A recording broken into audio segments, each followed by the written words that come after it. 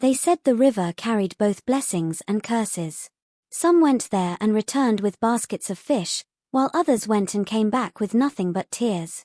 Yet every morning, before the cock crowed, a young fishergirl named Isabella walked to the canal with her old net hanging on her shoulder. She was thin, with tired eyes, but her spirit was strong. The people in the village called her the river beggar. They mocked her because she had no parents, no brothers, no sisters. Her mother had died of sickness, her father had drowned in a storm, and her greedy uncles had driven her away from her family home. All that remained to her was sorrow and the flowing river. But Isabella did not stop coming. She threw her net again and again into the muddy water, praying it would catch something. Some days she found 2 fish. Other days she caught nothing, and she would sit quietly by the riverbank, holding her stomach as it growled. The villagers saw her struggle, but none helped. When she passed through the market, people whispered, "There goes the girl who sleeps by the river." The children laughed at her torn wrapper. Women shook their heads, pitying her but refusing to share food. Men turned their eyes away. To them, Isabella was invisible. Yet, every evening, when the sun fell behind the palm trees, Isabella sat by the river and spoke to it as if it were a friend. She whispered, "You are the only one who listens to me. You are the only one who knows my pain." And the river did listen. Its waters rippled when she cried. Its breeze cooled her when she was weak. She did not know it, but something powerful inside the water had been watching her all along.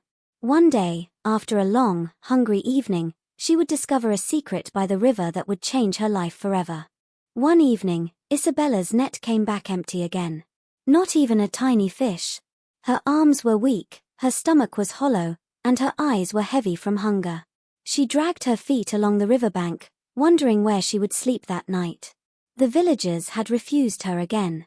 No one wanted to give her food. No one wanted to give her shelter. As she walked deeper into the bushes by the canal, she saw something strange. There, hidden behind tall grass and palm trees, stood a small house. It was quiet, almost forgotten. Its roof was old, its walls were stained with dust, but it was not broken. Isabella stopped. "Who would leave a whole house by the river?" she whispered. Her heart beat faster. She stepped closer. The door creaked as if it had been waiting for her. She pushed it open gently, expecting snakes or rats. But inside, it was not dangerous. Dust covered the table, cobwebs hung from the corners, but it was safe. A small bed lay against the wall. A pot sat in the corner of the tiny kitchen space. Isabella's lips trembled. For the first time in months, she saw a place she could call her own. She fell to her knees and whispered, "Thank you, God. Maybe this is my beginning." That night she swept the floor, cleaned the bed, and lit the little lamp she carried in her bag. She lay down, tired but peaceful, and for the first time in a long while, she slept with hope in her heart. But at midnight, something happened. A cold wind blew through the house, though the windows were shut. The lamp flickered and went out. Isabella opened her eyes, her body frozen in fear. From the corner of the room, a glow began to rise. It was not fire. It was not the moon. It was a figure, tall, shining, and terrifying. Her voice echoed like water crashing against stones. "Child." Isabella's heart nearly stopped. She was no longer alone in the house. Isabella's body trembled as the glow in the room grew brighter. The figure stepped forward. She was tall, her skin shining like moonlight on water, her eyes glowing like deep river stones. Her voice was soft yet heavy, carrying power that made Isabella's heart pound. "Child," the figure said again, "I have watched you. I am the spirit of this river. I am the mother of these waters." Isabella's lips shook. She wanted to speak, but no sound came out. At last she whispered, Who are you? Why are you here?" The spirit's voice flowed like waves. "I have seen your suffering. I have seen how they rejected you, mocked you, and left you to hunger. Yet you did not give up. You came to my waters every day. You called me your friend. I heard you. I listened." Tears rolled down Isabella's cheeks. She pressed her hands together. "Please, do not harm me," she begged. The goddess smiled faintly. "Harm you? No, child. I want to bless you. I will give you riches, food, and a name that will be remembered. But you must serve me. Isabella's eyes widened. Bless me. How? By morning, the goddess said, this small house will change. You will wake to find sacks of chicken, spices, and drinks waiting outside. Your work will be simple. Cook the chicken, season it with herbs, grill it by the river. People will smell it and come from everywhere. They will eat, they will pay, and you will grow rich. Isabella's mouth opened in shock. All this, for me? Yes, the spirit replied, her eyes gleaming. But there is a price. As they eat, I will feed also. Their joy, their spirit, their light, it will flow into the river. You will prosper as they grow weak. That is the covenant. Do you accept? The room grew silent. Isabella's heart raced between fear and hunger, between poverty and power. She thought of the villagers who had mocked her, the nights she had starved, the times she had slept in the open air. Slowly, a smile curved on her lips. I accept. The morning sun rose gently over the river.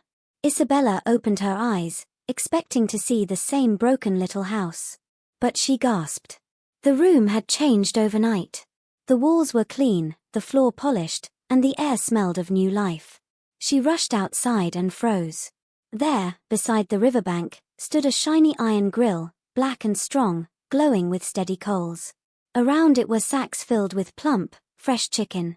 Beside them were bottles of cold drinks, dripping with water as if taken from ice. Isabella's hands shook. The goddess had kept her word. She picked one chicken, soft and heavy in her palms. With the spices laid out before her, pepper, onions, garlic, herbs, she began to prepare the meat. She rubbed the seasoning gently, humming as she worked. The aroma rose into the air, rich and fiery. When she laid the first piece on the grill, a sharp sizzle filled the quiet morning. Smoke curled upward, carrying a sweet, spicy scent. It drifted across the river, into the village, and down the dusty paths. Two girls fetching water nearby stopped and sniffed the air. What is that smell? One whispered. It smells like heaven. They dropped their buckets and followed the trail. Soon they stood before Isabella, watching her turn the golden meat on the grill. She smiled softly. Come. Taste. The girls bit into the chicken, and their eyes widened. Ah, this is the best I have ever eaten, one cried. They licked their fingers, unable to stop. Word spread like wildfire. By afternoon, more villagers came, drawn by the scent. By evening, a crowd gathered, coins in their hands, begging for a plate. Isabella served each one, watching them moan with joy as they chewed. That night, she sat in her room with a basket full of money and her belly full of food. She touched her chest and whispered, so this is what it feels like, to be rich. But outside, the river rippled with dark laughter. The goddess had begun to feed. Within days, Isabella's riverside grill became the talk of the whole village. People who once mocked her now followed the spicy smoke like children chasing drums. Men, women, and even children stood in long lines by the river, waiting for her chicken. They called her Madam River Chicken. The name rolled through the village like music. Every piece she served was golden, juicy, and filled with flavor that no one could explain. She charged higher than anyone else selling food, but no one complained. They paid gladly. Some even gave goats, yams, and baskets of cassava just to taste. Soon, strangers from other villages came. They said, "Have you heard about the girl by the river? Her chicken will make your heart dance." They traveled on foot, on bicycles, and on motorbikes, carrying money in their pockets. Isabella's hands, once calloused from fishing nets, now counted piles of coins and bundles of notes. She wore bright wrappers, fine beads, and gold earrings. The same villagers who had once laughed at her ragged clothes now greeted her with bowed heads. Children stopped mocking her. Women tried to be her friends. Men whispered her name with desire. But Isabella's smile was not soft anymore. It was sharp. In her heart she remembered the days she slept hungry, the nights she cried alone, and the people who turned their backs. Now they crawled to her feet for chicken. She told herself, this is justice. They deserve it. At night, when the crowd was gone, she sat by her lamp, counting her riches. But she never noticed that the river outside moved strangely whenever her customers ate. Some villagers had begun to complain of weakness, of strange dreams. Yet, no matter how tired they felt, they always returned. The chicken was too sweet to resist. And Isabella, drunk with her new power, never questioned why the goddess had given her so much. For in the deep river, something was smiling. The chicken tasted like no other. Each bite was soft, juicy, and fiery with spices. People said, "It is not food, it is magic." But soon, whispers began to rise. Some villagers noticed that after eating Isabella's chicken, they felt strange. Their stomachs were full, yet their bodies grew weaker. Their eyes looked tired. Some had nightmares of rivers pulling them under. Children coughed in the night, and elders began to shrink like dried leaves. Still, every morning, the same people woke up and said, "We must go back for more." They could not resist. It was as if the chicken was calling them. Isabella saw it too. She watched her customers come with bright faces and leave with pale ones. But each evening she counted her money, heavy in her hands, and told herself, "It is not my problem. They wanted the chicken. I only gave it to them." One night, as she swept her restaurant, she heard the river laughing. The sound made her skin crawl. Then she remembered the goddess's words, "As they eat, I will feed also. Their light, their spirit, will flow into the river. You will prosper as they wither." Her heart skipped. So this is the price, she thought. This is why the food is so powerful. She tried to push the thought away, but guilt pricked her. She told herself she could stop, she could close the grill. But the next morning, when she stepped outside, the sacks of chicken and bottles of cold drinks were already waiting by the door. The smell of raw spices filled the air. The goddess had given her no choice. So Isabella lit the coals again, humming as she grilled, while villagers gathered like moths to a flame. They ate with joy, even as their strength faded. And the river, dark and endless, drank their spirits with every bite. As Isabella's name spread, her dreams also grew. She was no longer the fisher girl who begged for food. She was now rich, admired, and feared. Yet her heart was restless. One night she sat in her fine house, her fingers heavy with gold rings, her table full of money. She whispered to herself, "Why should I remain here by the river? I can go to Lagos. I can open a big restaurant, a hotel, even a company. I can be greater than this village." Her eyes sparkled with desire. She wanted more. The small town was not enough for her anymore. But as she closed her eyes to sleep, the air grew cold. The lamp beside her bed flickered and died. The shadows on the wall began to move. Isabella's heart pounded. From the center of the room, the goddess appeared. Her eyes glowed like two burning stones. Her voice was no longer soft but sharp like thunder crashing on rocks. "You want to leave?" the goddess asked. "You want to break the covenant?" Isabella sat up, her lips trembling. "I have done what you asked. I have cooked the chicken. The people come. They eat. I feed them to you. But now I want to go to a bigger place. I want to start my own business." The goddess's face darkened. "Foolish child. Do you think you can walk away? Do you think you can enjoy riches without the river? You belong here. Your wealth is tied to me. Break the covenant, and you will not live to see another sunrise." The walls of the house shook as water poured from the vases, spilling across the floor. Isabella shivered. She bowed her head, afraid to look up. That night she realized the truth, her freedom was gone. She was no longer just Isabella. She was a servant of the river. And the river never let go. The days rolled on, but Isabella's heart grew heavier. She walked through the market in fine clothes, with bracelets shining on her wrists, yet she felt chains around her soul. The people still came to eat her chicken. They licked their fingers, laughed, and asked for more. But behind their smiles, sickness was growing like weeds in dry soil. One by one, children grew thin. Elders coughed until their voices cracked. Strong men began to stumble while carrying baskets. Women fainted in the fields. Still, they could not stop coming to Isabella's place. Her food had bewitched them. The villagers started to whisper, "This is not normal. There is a shadow in the chicken. The more we eat, the weaker we become. But even as they whispered, they returned. It was as if their mouths and their feet no longer belonged to them. Isabella noticed the fear in their eyes.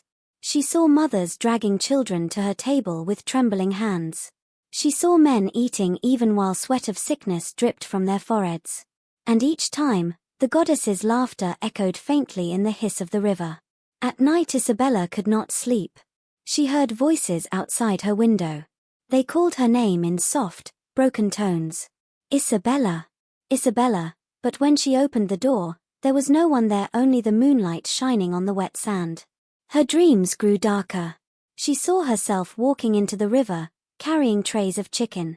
She saw faceless villagers reaching out to her, their hands thin like dry sticks. And always, the goddess waited at the water's edge, smiling with teeth like pearls. Isabella began to wonder, how long can this continue? How long before the villagers rise against me? How long before I, too, am swallowed by the river? The cracks had begun. And through them, danger was slowly seeping in. The whispers in the village grew into anger. Families buried their children. Old men who once told stories by the fire now lay weak on mats.